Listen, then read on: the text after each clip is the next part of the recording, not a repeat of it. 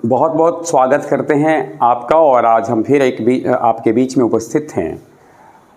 जीवन में व्यक्ति को किसी मुकाम को प्राप्त करने के लिए, मुकाम तक पहुंचने के लिए, मुकाम हासिल करने के लिए जो खास बातें होती है इसके साथ, तो सबसे पहले हमें इस बात का ध्यान रखना चाहिए कि जहाँ से हम चलते हैं और जहाँ हमें जाना है, यानी एक जहाँ से चलना है और दूसरा हमारा जो लक्ष्य है,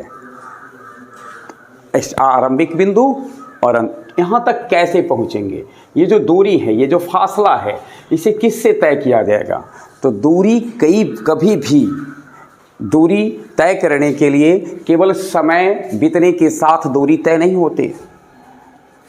आपकी चाल जो होती है, यह दूरी को अगर कम समय में आप दूरी को पाटना चाहते हैं, दूरी को तय करना चाहते हैं, तो आपको अपनी चाल बढ़ानी होगी। चाल कैसी होनी चाहिए? तो चाल नियंत्रित होनी चाहिए। नियंत्रित चाल होनी चाहिए, क्योंकि किसी ट्रैक पे अगर हम चल रहे हो और चाल हमारा अनियंत्रित हो, तो दुनिया में जितनी भी दुर्घटनाएं हुई है वह चाल के कम होने या ज़्यादा होने से नहीं होता है। ज़्यादा होने से नहीं हुई है, कम होने से नहीं हुई है। दुर्घटनाएं सदैव घटित होती है चाल के अनियंत्रित होने से। तो इस बात का स्मरण हमें रखना है। हमें अपने मुकाम तक अपने चाल को नियंत्रित रूप से चल करके ही, अपनी चाल को कायम रख करके ही पहुंच सकते हैं। बचपन में आप लोगों ने एक कहानी सुनी होगी, और वो कहानी रही होगी, कही गई होगी कि खरगोश और कछुए की कहानी में कछुआ जीत जाता है, खरगोश हार जाता है। लेकिन बहुत गौर करिए, ध्यान से समझने की चीज़ है कि क्या कभी कछुआ जीत सकता है खरगोश से? एक डिस्टेंस है, नियत डिस्टेंस ही है, जहाँ कछुए और खरगोश के बीच में प्रतियोगिता होती है कि चलना है। जितना हम ये समझ बैठे हैं, एक विद्यार्थी होने के नाते मुझे ये समझना चाहिए, कछुआ खरगोश जीता नहीं है, रेस जीता नहीं है। कछुआ खरगोश से जीता नहीं है। इसे उलटकर ऐसे कह सकते हैं, खरगोश कछुए से हार गया है, खरगोश रेस को हार गया है। सुनने में तो लगता है कि एक ही जैसा है, लेकिन इसे हम थोड़ा हट करके समझने की कोशिश करें। कछुआ चलता है, खरगोश चलता है, एक ही स्थान से चलता है और एक ही स्थान को जाता है। लक्ष्य दोनों का एक ही है, परंतु कछुआ अपनी चाल को भूलता नहीं, अपनी सीमा में निरंतर चलते रहता है, और खरगोश अपनी चाल को भूल जाता है।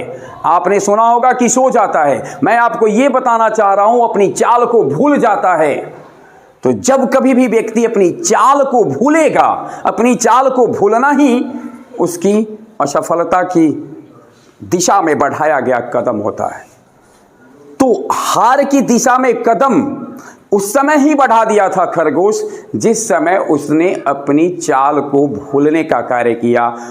आप समझाया गया होगा आपको कि सो गया था, इसलिए आपको ये कहा गया होगा कि निरंतर नियमित रूप से धीमा चले लेकिन निरंतर चले, लक्ष्य तक पहुंच जाएंगे। मैं इस पक्ष में नहीं हूं, और आपको मैं ये कहना चाहूंगा कि आप अपनी चाल से चलें, तो ही आप अपने लक्ष्य तक पहुंच सकते हैं, और नियंत्रित चाल से चलें। रास्ते में सोना नहीं चाहिए। एक बात और भी है जो हमें ध्यान में रखनी है।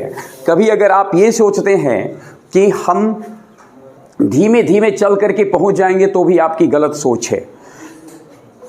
बोर्स ने जो एटॉमिक थ्योरी दिया है, उसके अनुसार बोर्स कहते हैं कि एक न्यूक्लियस के चारों तरफ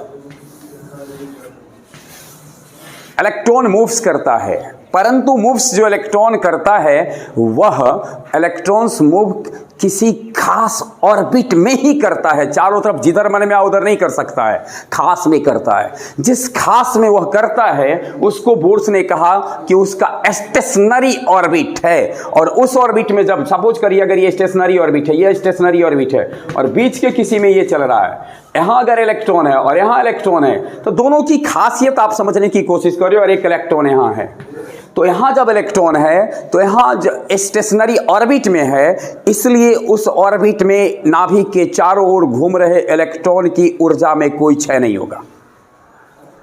इसमें भी कोई क्षय नहीं होगा। परंतु जब आप अपने ऑर्बिट में नहीं चल रहे होते हैं तो एटॉमिक थ्योरी कहता है बोर्स का, आपकी एनर्जी लगातार रेडिएशन होते जाता है और आपकी काइनेटिक एनर्जी बाधित होते जाती है, कमते जाती है, धीरे धीरे कमते जाएगी और आप डाउनफॉल के शिकार हो जाएंगे।